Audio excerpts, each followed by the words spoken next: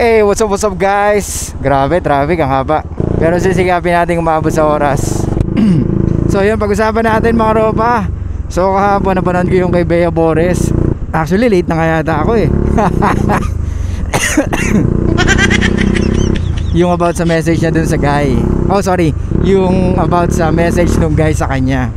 Grabe no, masakit magsalita. Pero yung lalaki andyan pa rin para sa kanya. So ito yung mga sinasabi ko mga ropa, na it's hard for men to break up women's heart. Or kahit anong mangyari, nagpapakalalaki pa rin tayo hanggat maaari. Yun yung makikita mo na talagang seryoso naman akong panindigan ka eh. Kaso nga lang, sa mga sinasabi mo, mahirap din naman. Kasi ikaw ba naman nasa ganung situation na ang tanging gusto mo is panagutan siya, pero makakarinig ka naman sa sakit na salita, di ba? So paano yun? Di ba? And both of them are still young. Oh, actually mas maraming opportunity dun sa lalaki kasi big time pala yung guy eh, di ba? Kumbaga bilang lalaki, you can explore yung buhay mo habang bata ka.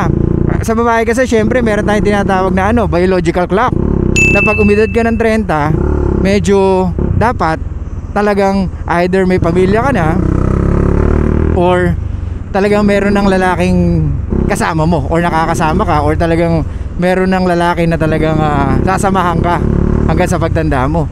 Pero kung at the age of 30, 31, 32 nahihirapan ka pa rin, eh there's something wrong. Hindi na sa situation mo, hindi na sa mga lalaki, kundi nasa sa'yo na. Kasi relationship and love is a decision, di ba? Gusto mo ng relasyon, dapat make sure na meron kang kayang i-provide o meron kang kayang iambag. Kasi kung wala at umaasa ka na gusto ko lang panagutan ng lalaki or mamahalin ka ng lalaki regardless kung anong attitude mo o ugali mo, wala kang makikitang ganun. Lalo na ngayon, di ba? Ang dami ng lalaki na alam kung ano yung deserve nila sa buhay. Hindi na sila basta-basta na talagang makikipag-commit or makikipagrelasyon sa isang babae na alam nila na wala namang kayang ibigay or wala namang kayang i-provide sa kanya.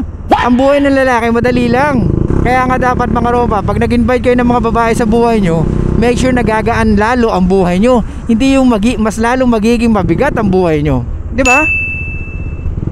Kasi kaya ka nga nag-i-invite ng mga kababaihan sa buhay mo para at least may kasama ka. Hanggat maaari, meron kang katulong sa pag-abot ng purpose mo or paggawa ng purpose mo or ng mga pangarap mo. Because at the end of the day, it reflects on her kung ano yung pwede niyang nagawa sa'yo. Let's say nakuha mo yung pangarap mo, nakasama mo siya, so ibig sabihin talagang malaki ang naiambag niya sa'yo, malaki ang naitulong niya sa'yo kumpara sa nung naghiwalay kayo tsaka mo na-reach yung goal mo, yung purpose mo, nagawa mo, and at the same time mas naging successful ka. So ano ibig sabihin? Siya yung tinik, di ba? Kaya yung mga babae na mapapride dyan, tanggapin nyo na kung alam nyo may attitude kayo, you need to adjust. Hindi pwedeng hindi. Kung ang magulang mo hinahayaan ka ng ganyan, yung lalaki na makakasama mo pwedeng hindi.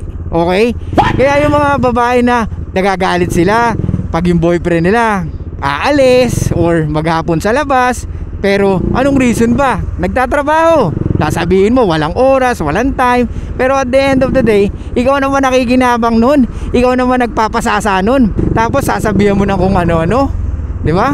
Sasabihin nyo, mahirap na, yes, marami kang pera, wala naman siyang oras sa akin. O talaga ba? Ano mas mahirap? Yung ganyang malungkot ka at may lalaki kang masakit pa sa ulo lalo, di ba? May mga lalaki masakit lang talaga sa ulo pero walang kayang iambag sa buhay nyo. Gets? Lalo na yung mga lalaki na talagang walang ginawa kundi uminom, walang ginawa kundi bumarkada, walang ginawa kundi tumambay sa labas, mag-computer, di ba? Kumbaga wala na talaga na ipoprovide. Yung mga gano'n, doon ka magalit. Pero kung ang boyfriend mo, asawa mo, nasa labas dahil gusto magtrabaho or gusto may ma-provide sa inyong mas magandang buhay, tapos ikagagalit mo, then may diferensya ka. Ibig sabihin may issues ka na dapat mong harapin by yourself. Kasi pagdating sa ganyang issues or trauma, hindi na kayang gamutin ng lalaki mo yan or ng boyfriend mo. Dahil hindi siya magikero na every time you feel bad, may gagawin siyang way para ma-feel good ka. Hindi ganon. Or ang gagawin niya is hindi siya aalis para lang hindi ka ma-feel bad. Katarantaduhan yon. Di bali na akong mamatay sa paghihirap or sa pag-abot ng pangarap ko kaysa mamatay ako sa takot ko na magalit ang girlfriend ko sa akin pag umalis ako. Dahil isang malaking katarantaduhan na hindi ko gagawin yung mga bagay na nagpapasaya sa akin, lalo na yung pagbabasketball, pagmumotor, okay? Or yung pag-alis ko, dahil hindi siya parte nun. Dahil kung ganun lang, ibig sabihin ayaw niyang maging part sa mga ginagawa ko. So bakit niya deserve na maging part pag umasenso na ako? Diba? Kaya mga ropa, buksan nyo ang mga kaisipan nyo, buksan nyo ang mga mata nyo. Stop pleasing women just para lang masabi mong gentleman ka. Isang malaking kagaguhan at kabubuhan. Ay nako, mali tayo ng daan. Dahil pala tayo dumaan sa kabila. Mas mabilis pala ron, no? Pero ayoko talaga nagka-counterflow eh pag ganyan. Mamaya may magkamali dyan sa kaano mo eh, sa kaharap mo eh, di ba? Eh dito kahit paano may shield. Anyway, so yun nga mga ropa, lagi nyong buksan ang kaisipan nyo na ikaw ang lalaki, ikaw magdadala ng relasyon at ikaw ang magdidikta kung ano ang dapat niyang maintindihan at kung ano ang dapat niyang gawin para may maiambag siya sa relationship nyo. Hindi siya aarte, hindi siya magdidesisyon kung kailan ka dapat magmotor, hindi siya magdidesisyon kung kailan ka dapat lumabas, hindi siya magdidesisyon kung kailan ka dapat uminom. Ikaw ang magdidesisyon ng bawat gagawin mo para sa sarili mo. Maliwanag? Dahil at the end of the day, siya rin ang makikinabang ng mga ginagawa mo. Lalo na, ano yung sinasabi ko lagi? Kailangan nyo ng release or you need to break the pattern. Pag madalas na kayo magkasama or madalas na kayo nakikita, you need to break the fucking pattern, okay? Kasi pag hindi, ano mangyayari? Doon napapasok yung familiarity. Pag pumasok yung familiarity, ano mangyayari? Maboboard siya. Pag naboard siya, ano mangyayari? Nahanap siya ng ibang bagay na nakaka-stimulate ng emotions niya or hindi niya man hanapin, pero once na dumating, pwedeng i-entertain niya. Okay?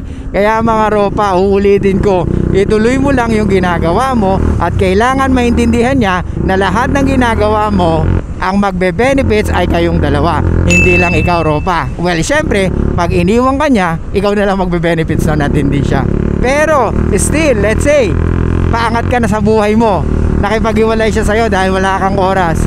Tapos nalaman ng mga karamihan lalaki na yung babae na yon, ex mo, pwedeng magkaroon ng idea yung mga lalaki, okay itong babae na to kaso ba't sila naghiwalay, di ba? So ibig sabihin, pwedeng isipin ng mga kalalakihan na kahit pa paano itong babae na to meron na i-provide sa lalaki, kaya mas naging pursigido sa buhay. Pero kung wala talaga at nakipaghiwalay ka lang dahil na bored ka sa lalaki mo, then lalabas at lalabas. Pag nakipagrelasyon ka doon sa mga lalaki na humanga sa'yo dahil may naitulong ka doon sa ex mo, lalabas na ay hindi pala, kaya ka pala iniwan ng asawa mo or ng boyfriend mo, may attitude ka, di ba?